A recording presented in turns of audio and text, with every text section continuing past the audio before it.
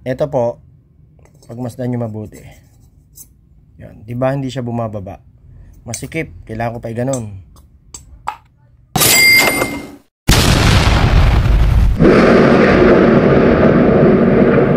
Simpleng tips mga idol.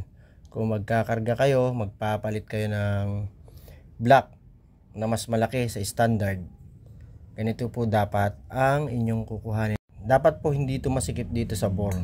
Pag binitawan ko siya, dapat babagsak siya ng bigla or kahit dahan-dahan. Basta importante babagsak siya at hindi siya masikip kapag wala pa siyang piston ring. So yun, ganito, bibitawan ko siya mga idol.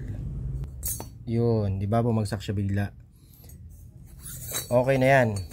Yun, para iwas overheat. Kapag isinalpak nyo yan, hindi na siya basta-basta mag-overheat. Unlike po dito sa other brand, hindi ko na po banggitin ko anong brand to. Basta pwede naman to, basta nasa tamang pagsiset lang. Alam nyo yung dapat na gawin. Gaya dito, bibitawan ko siya, tingnan nyo ha. Diba masikip? Kailangan ko pa i-ganon para lumubog. Hindi po to plug and play. May mga kailangan pa ditong gawin para lumuwag siya ng konti. Yan. Yan. Masikip. May paraan po dito para medyo lumuwag siya ng konti.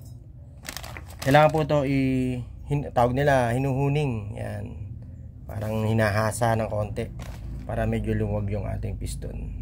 Nang sa ganun, hindi po siya mag-overheat at hindi po siya magasgas. Kasi kapag uminit po yung makina, nag-expand po yung piston ring na nagiging dahilan ng overheating kapag ganito ang